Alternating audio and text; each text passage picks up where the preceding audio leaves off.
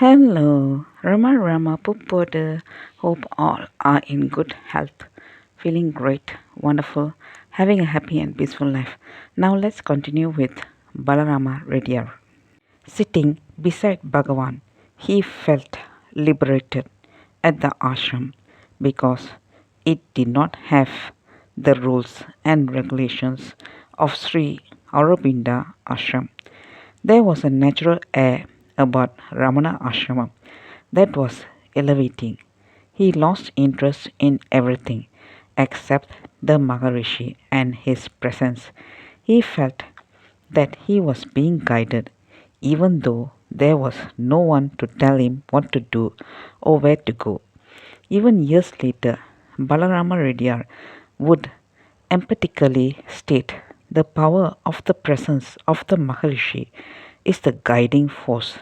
He was well aware that the guidance had come from within.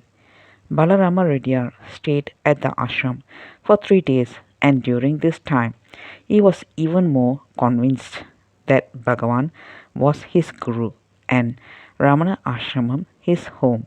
On the third day, when he went to take leave of Bhagavan, he found Bhagavan alone. What happened next strengthened his conviction further.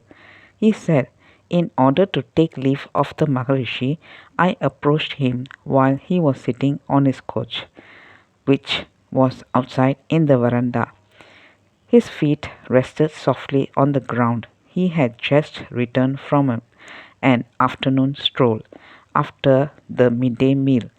I fell to my knees and prostrated before his holy feet. I was aware of the ashram rules which prohibited devotees from touching Bhagavan's body. I kept at a slight distance, but just looked at the beauty. As I lowered my head near his feet, in the twinkling of an eye, Bhagavan's feet ever so gently rose, and the big toe of each foot very lightly touched my closed eyelids. It all happened in an instant. I was thrilled. Balarama went back to the Aurobindo ashram. While there, he visited his village. Whenever he was back in his village, he would not stay in his house. Being a very austere man, he stayed in a small cottage on its grounds, continuing his practice and sustaining himself with whatever food was sent to him from his house. A year later, he came to Ramana Ashramam for the third time. This time, there was no rooms available. He had to stay with others in the common guest room, which continues to exist even now. One day, he had the strong desire to go to the top of the hill. Without consulting anyone, he started climbing up.